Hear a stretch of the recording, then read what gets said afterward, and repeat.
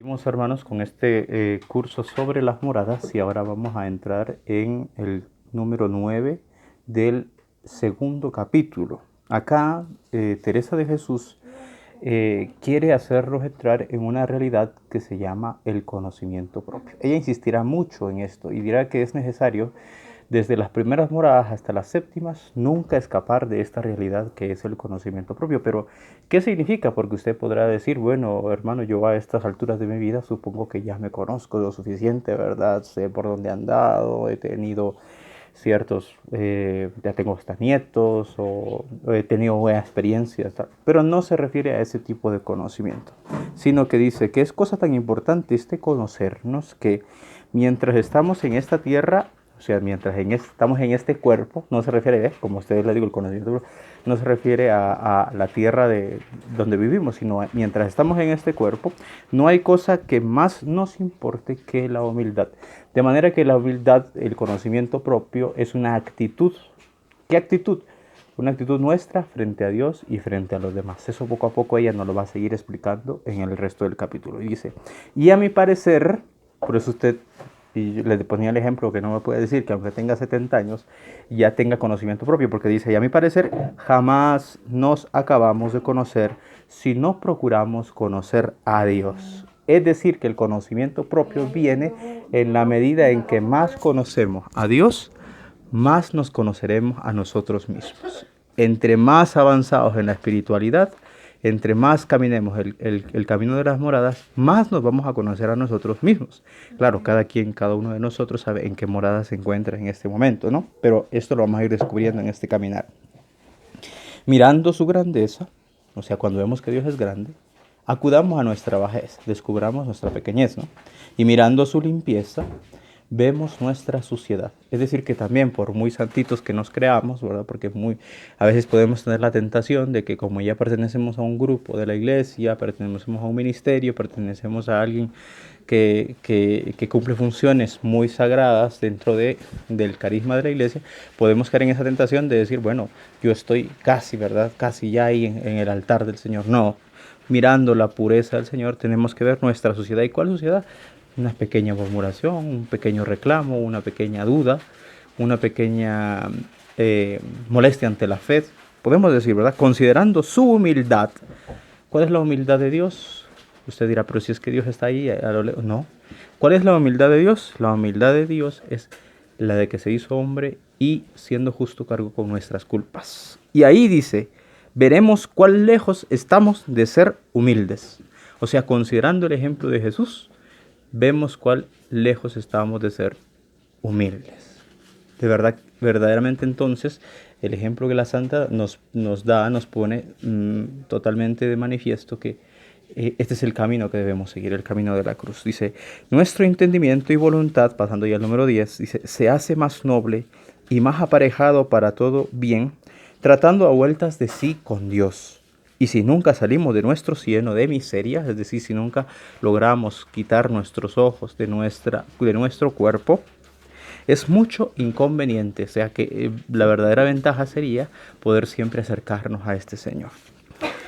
¿Cómo acercarnos al Señor? En el 10 la Santa va a darnos una frase que debemos subrayar en nuestras obras, si las tenemos impresas o digitales, con verdad, porque este es el secreto de todas las moradas. Dice, que pongamos los ojos en Cristo, no solamente en Cristo lejano, sino en Cristo cercano, el Cristo que está con nosotros, en Cristo nuestro bien.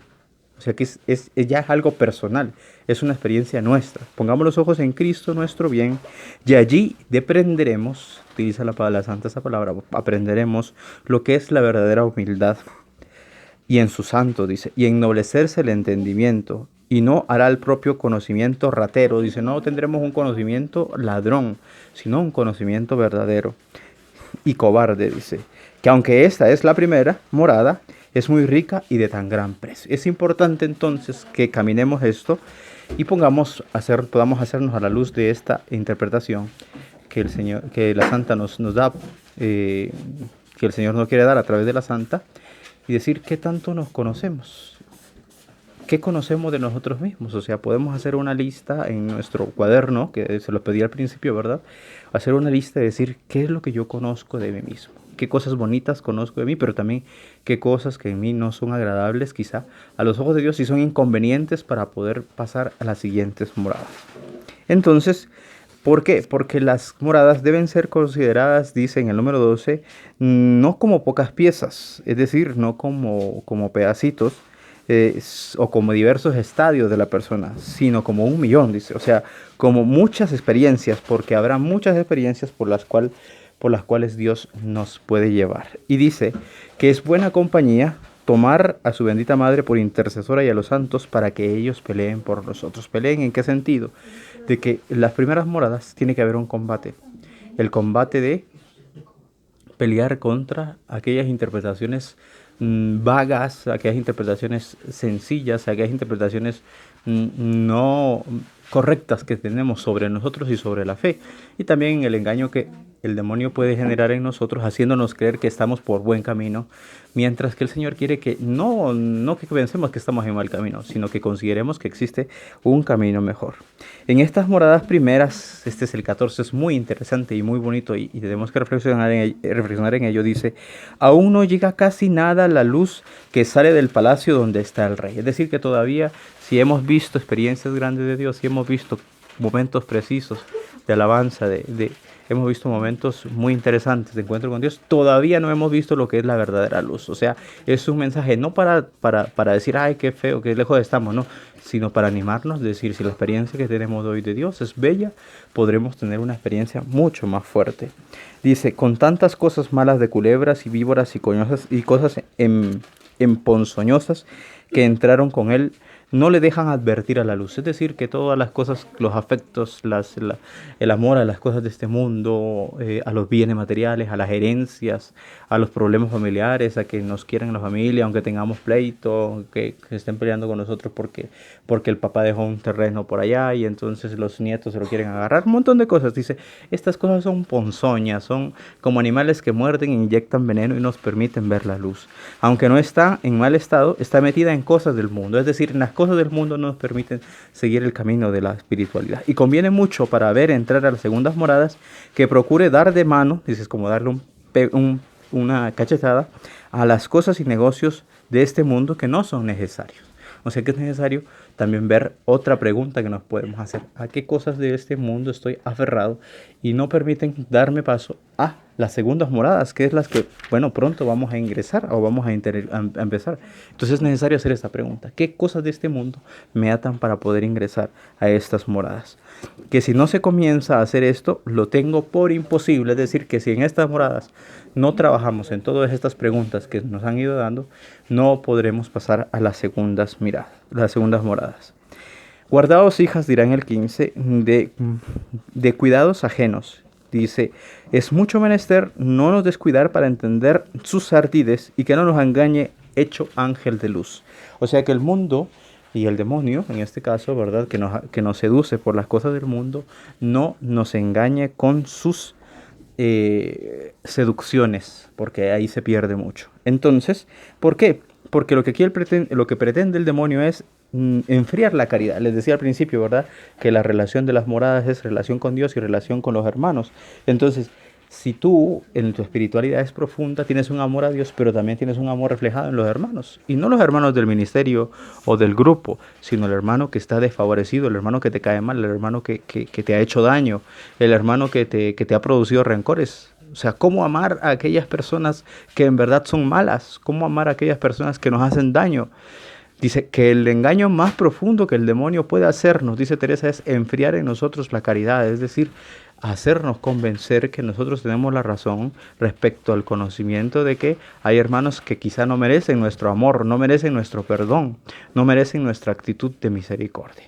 ¿Por qué? Porque es que nosotros somos bendecidos por Dios y tenemos una relación profunda con Dios. Por lo tanto, la invitación de Teresa es a vivir esta relación y no perderla por dejándonos engañar por el demonio. Entonces, la perfección verdadera es amor de Dios y del prójimo. Subráyelo ahí en sus obras y márquelo y recuérdelo. La perfección verdadera es amor de Dios y del prójimo. Este es el concepto más. Es el evangelio mismo, es el evangelio de Jesús. Ámense ustedes como el Padre y yo nos hemos amado, sean perfectos. Este es evangelio. Entonces Teresa toma, bebe de la raíz evangélica y nos lo comunica, ¿verdad? Y dirá que todo lo que hacemos, nuestra regla, nuestras constituciones, nuestra manera de vivir, todo sea para vivir este amor. No nos quedemos en nadería, dice, que todo esto que nos podamos quedar en inquietarnos, en quedarnos en rencores, en resentimientos, en no amar, todos son naderías y no podremos entrar, dice, porque el demonio pone esta tentación, aún así de juzgar a aquellas personas que están en la iglesia, diría ella, porque esto es una cosa peligrosa. Y si fuesen contra regla y constitución, dice, hay que avisar cuando hay alguien en engaño, hay que avisar cuando hay alguien cayendo y desviándose del camino, pero nosotros no debemos desviar esta relación de amor con Dios. Entonces una tercera pregunta ya para terminar esta explicación y este capítulo número 2 de las moradas sería entonces cómo me voy perfeccionando en amor de Dios y del prójimo. Entendamos y pongan entre paréntesis prójimo las personas que quizá no me caen muy bien. ¿Cómo yo estoy haciendo para amarles y dar mi vida por ellos? Nos vemos en las moradas segundas.